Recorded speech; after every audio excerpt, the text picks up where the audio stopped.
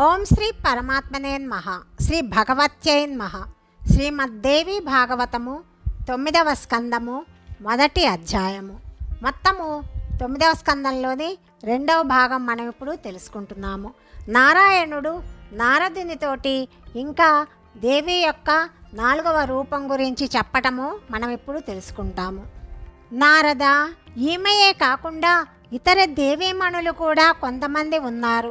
ఆగమ శాస్త్రానుగుణముగా వారిని వర్ణిస్తాను విను. వారు 4 వర్ణముల వారికి తల్లులు. ఛందస్సు వేదము వారి నుండే ఆవిర్భవించాయి. బుద్ధివంతుడవగు నారద, సంధ్యావందన మంత్రము తంత్ర నిర్మాణము వారి మీదనే ఆధారపడింది. ద్విజాతి వర్ణముల వారి కోసము వారు ఈ రూపమును ధరించారు.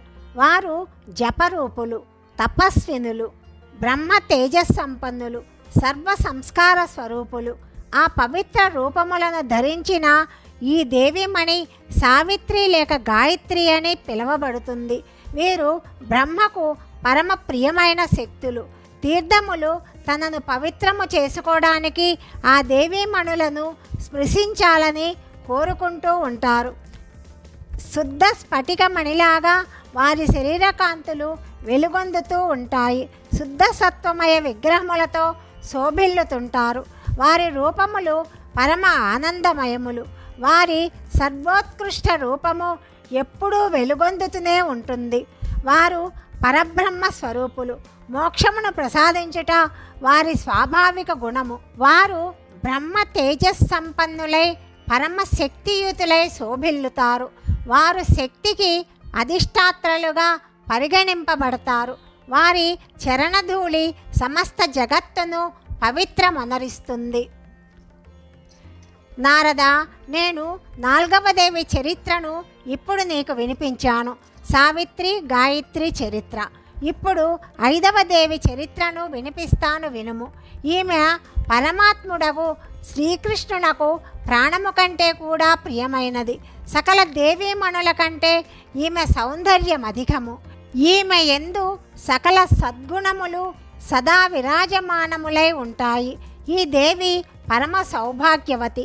సాటిలేని గౌరవమును పొందింది. పరబ్రహ్మ యొక్క వామార్ధాంగమే ఈమె స్వరూపము. ఈమె బ్రహ్మతో సమానమగు గుణ తేజస్సంపన్నురాలు. ఈమెను పరావర సారభూత పరమాధ్య సనాతని పరమానందరూప ధన్య మాన్య పూజ్య అని పిలుస్తారు. ఈమె నిత్య నికుంజేశ్వరి, రాసక్రీడకు అధిష్టాత్రి. పరమాత్ముడకు శ్రీకృష్ణుని రాసమండలమున ఆవిర్భవించింది. ఈమె విరాజమానురాలు కాగా రాసమండల శోభ చిత్రాతి చిత్రముగా ఇనుమడిస్తుంది.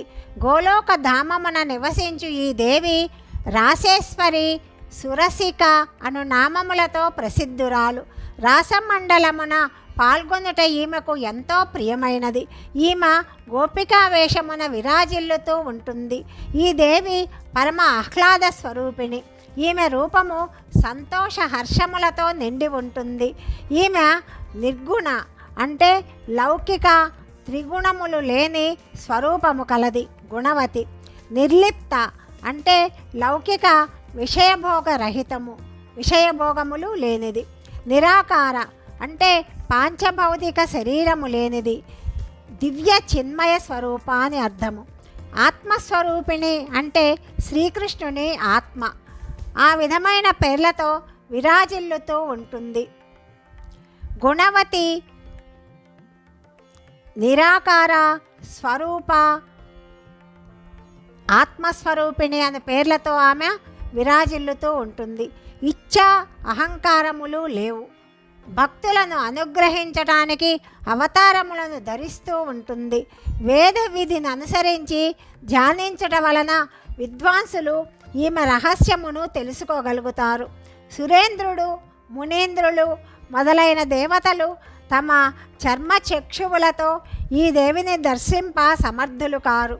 ఈమె నీలిరంగు కల దివ్య వస్త్రములను ధరిస్తుంది. అనేక రకములైన దివ్య ఆభరణములు ఈ జననిని సుశోభితము చేస్తాయి. కోటాను కోట్ల చంద్రులతో సమానముగా ఈమె శరీరకాంతి ప్రకాశమానమై ఉంటుంది. ఈమె సర్వాంగ సంపన్న విగ్రహము సకలైశ్వర్య సుశోభితమై ఉంటుంది. భగవంతుడకు శ్రీకృష్ణుని సేవయందే సదా నిరతయై ఉండుట ఈమె స్వభావము. సకల సంపదల కంటే దీనినే శ్రేష్టమని ఆ దేవి భావన చేస్తుంది. మునుపు వృషభాను పుత్రికగా ఈమె జన్మించింది. ఈమె చరణ కమలములను స్పృశించి పృథివి పరమ పవిత్రురాలయ్యింది. మునేంద్ర, బ్రహ్మ మొదలగు దేవతలకును దర్శింప శక్యము కాని ఈ తల్లి భారతదేశమున అందరికీ దృష్టిగోచరమగుతున్నది. ఈ స్త్రీ రత్నసారము ఆకాశమునందలి కొంగ్రొత్త నీల మేఘములందు మెరుపు మెరిసినట్లు భగవంతుడకు శ్రీకృష్ణుని వక్షస్థలమున ఈ దేవి విరాజమానయై ఉంటుంది.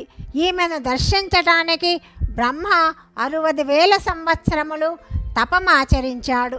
ఆమె చరణకమల నఖదర్శనము వలన తన్ను తాను పరమ పవిత్రుడనను కావాలని ఆయన తపస్సు యొక్క ఉద్దేశ్యము. కానీ స్వప్నమున కూడా ఆయనకు ఆ భగవతి దర్శన భాగ్యము కలుగలేదు. ఇక ప్రత్యక్ష దర్శనము గురించి చెప్పనేలా ఆ తపప్రభావమున ఆ దేవి బృందావనమునందు భగవంతుని ఎదుట ప్రకటితమైనది. ధరాధామమునకు ఈమె ఏతెంచుట జరిగింది. ఈమెయే 5వ దేవి భగవతి రాధ అనే నామముతో ప్రసిద్ధురాలు.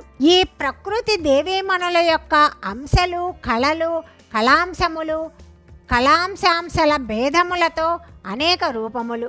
ప్రతి విశ్వమునందలి సకల స్త్రీలు వీరి రూపములుగానే భావించబడతారు. ఈ 5గురు దేవీమణులు పరిపూర్ణత్వమును సంతరించుకున్నవాళ్ళు. వీరిని భగవతీ విద్య అని అంటారు. ఈ దేవీమణుల ప్రధాన అంశములను, గుణములను వర్ణిస్తాను విను. భూమండలమును పవిత్రము చేసే గంగ వీరి అంశము. ఈ సనాతని గంగ జలమయి. విష్ణుదేవుని పాదము నుండి ఈమె ఆవిర్భవించింది. పాపుల పాపమయ ఇంధనమును దహించటానికి ప్రజ్వలితమైన అగ్ని ఈమె. ఈ జలమును తాకుట వలన, ఈ జలమునందు స్నానము చేయుట వలన, ఈ నీటిని త్రాగుట వలన పురుషుడు కైవల్య పదమును పొందటానికి అర్హుడవుతాడు. గోలోక ధామమును చేరడానికి ఈ గంగ సోపాన రూపమున విరాజిల్లుతూ ఉంటుంది. ఈమె రూపము పరమ పవిత్రము. సకల తీర్థములందు, నదీ నదములందు ఈమె శ్రేష్ఠురాలనే భావన చేయబడుతుంది. ఈమె భగవంతుడగు శంకరుని మస్తకమున జటాజూటమునందు నిలిచి ఉంటుంది. అక్కడ నుండి వెడలి పాయలు పాయలుగా భారతదేశమును చేరుకుంటుంది. తాపసులకు సిద్ధి ఫలమును చేకూర్చటానికి గంగ ఇక్కడికే తెంచుట జరిగింది. ఈమె పరమశుద్ధురాలు, సత్వస్వరూప. చంద్రునిలాగా, శ్వేతకమలములాగా, పాలలాగా ఈమె స్వచ్ఛమైనది. మాలిన్య అహంకారములు ఈమెను లేశమాత్రము కూడా తాకజాలవు. పరమ సాధ్వి అయిన గంగ భగవంతుడగు నారాయణునకు మిక్కిలి ప్రియమైనది. ఇప్పుడు తులసి గురించి వివరిస్తాను. శ్రీ తులసిని ప్రకృతిదేవి ప్రధాన అంశగా భావిస్తారు. ఈమె విష్ణుప్రియ.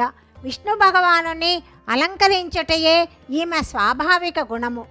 భగవంతుడగు విష్ణుదేవుని చరణకమలములందు సదా విరాజమానురాలై ఉంటుంది. మునేంద్ర, తపస్సు, సంకల్పము, పూజ మొదలగు సకల శుభకర్మలు ఈమె తులసి వలననే ఫలప్రదమవుతాయి. పుష్పములలో తులసి ప్రముఖమైనదిగా భావించబడుతుంది. ఈమె పరమ పవిత్రురాలు, పుణ్యప్రదురాలు. తన దర్శన స్పర్శ మాత్రము చేత వెంటనే మానవులు పరమధామమును చేరడానికి అర్హులవుతారు. పాపముతో కూడిన ఎండిన కర్రను కాల్చివేయడానికి ప్రజ్వలితమైన అగ్నిరూపమును ధరించి ఈ దేవి కలియందు ప్రవేశించింది. ఈ దేవి తులసి చరణకమలముల స్పర్శ చేతనే ఈ పృథివి పరమ పవిత్రురాలవుతుంది. తీర్థములు స్వయముగా పవిత్రములగటానికి ఈమెను దర్శించి స్మరించగోరుతారు. ఈ తులసి లేకపోతే జగత్తునందలి సకల కర్మలు నిష్ఫలమవుతాయి.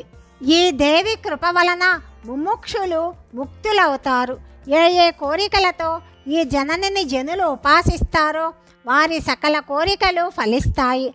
భారతదేశమునకు వృక్షరూపమున ఏతెంచిన ఈ దేవి కల్పవృక్ష స్వరూప. భారతవాసులను ప్రసన్నులను చేయడానికే ఈమె ఇచ్చటికేతెంచుట జరిగింది. ఈమె పరమదేవి. కృతిదేవి యొక్క ఇంకొక ప్రధాన అంశముని గురించి నారాయణుడు చెప్పటము తదుపరి భాగంలో తెలుసుకుందాం. సర్వం శ్రీకృష్ణార్పణమస్తు.